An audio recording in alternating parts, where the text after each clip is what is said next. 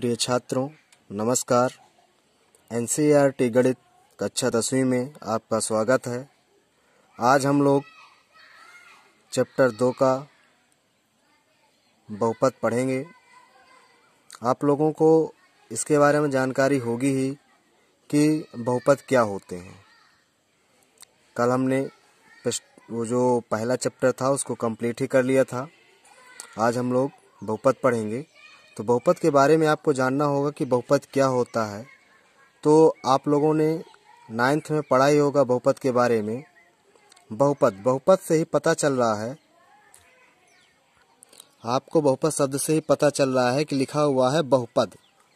बहु का मतलब होता है बहुत, पद का मतलब होता है पद, यानी कि ऐसी संख्या या ऐसी चर संख्या जिसमें बहुत सारे पद हों, वो आपका बहुपद कहलाता है।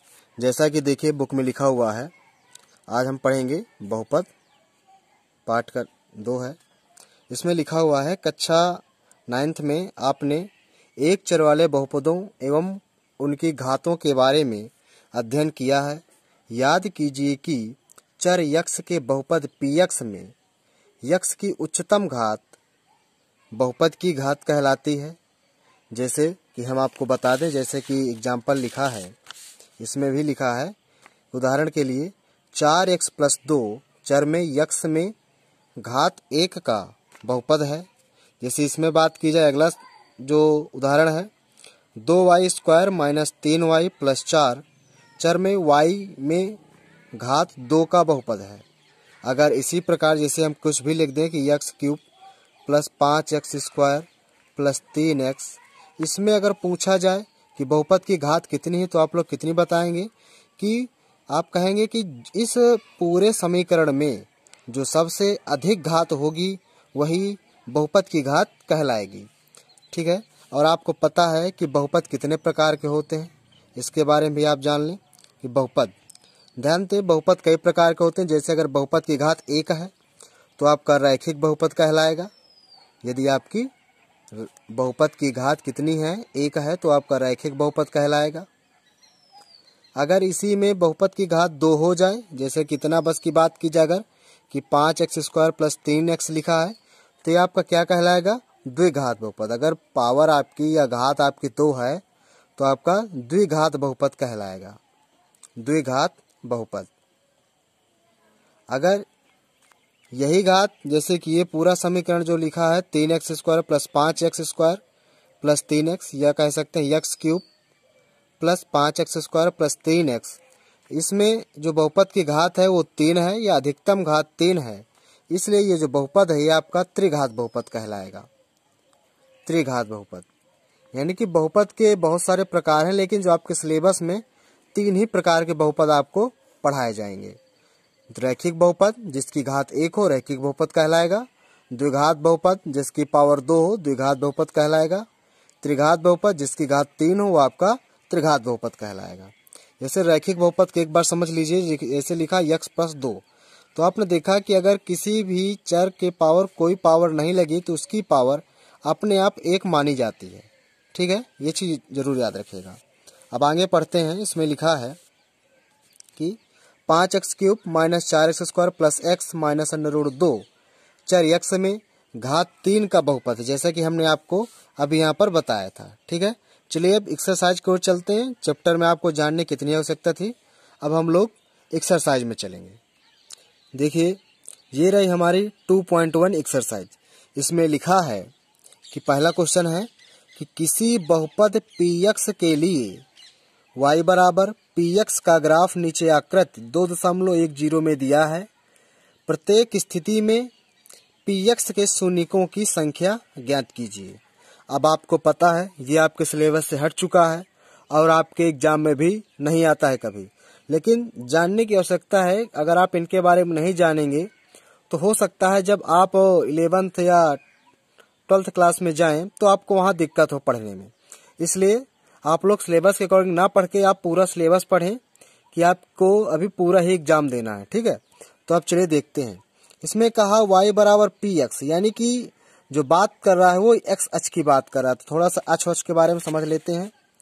ध्यान दें, ये आपका मान लीजिए चतुर्थांश, इसको चतुर्थांश बोलते हैं। यहाँ x होता है, ये y होता है, इसको x डैश बोलते हैं, इसको y डैश बोलते हैं।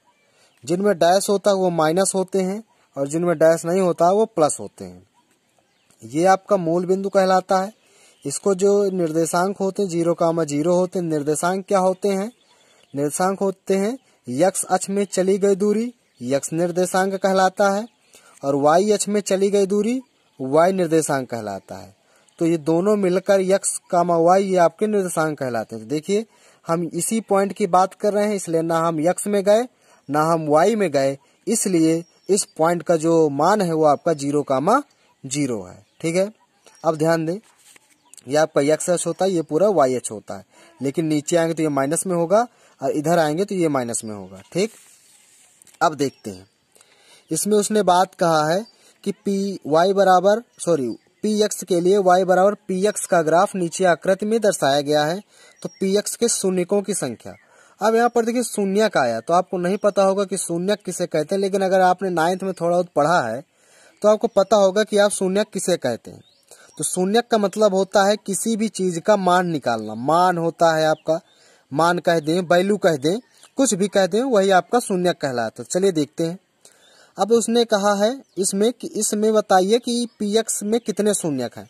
तो आप देख रहे हैं ये आपकी x रेखा है, इस x रेखा में कोई भी लाइन आपको क्रॉस नहीं किया है, इसलिए इसका जो शून्यक होगा वो आपके कितने शून्यक होंगे?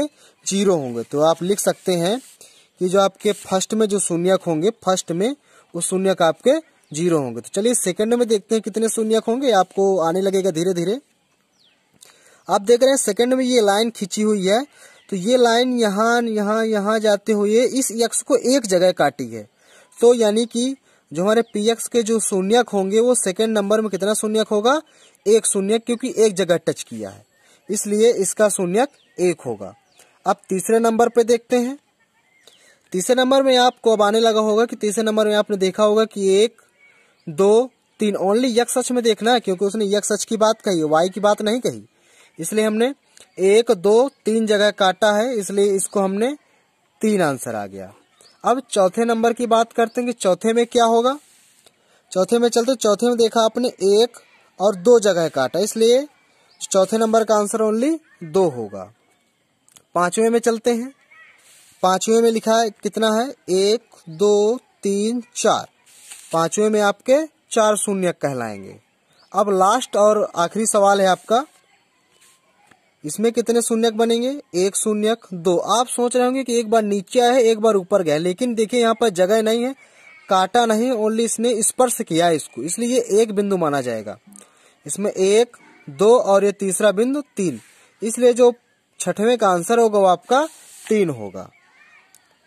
तो मैं आशा करता हूँ कि 2.1 एक्सरसाइज है वो आपको समझ में आ गई होगी, और अगर आप इसका अच्छे से रिवीजन करेंगे तो ये क्वेश्चन ज़्यादा हार्ड नहीं है।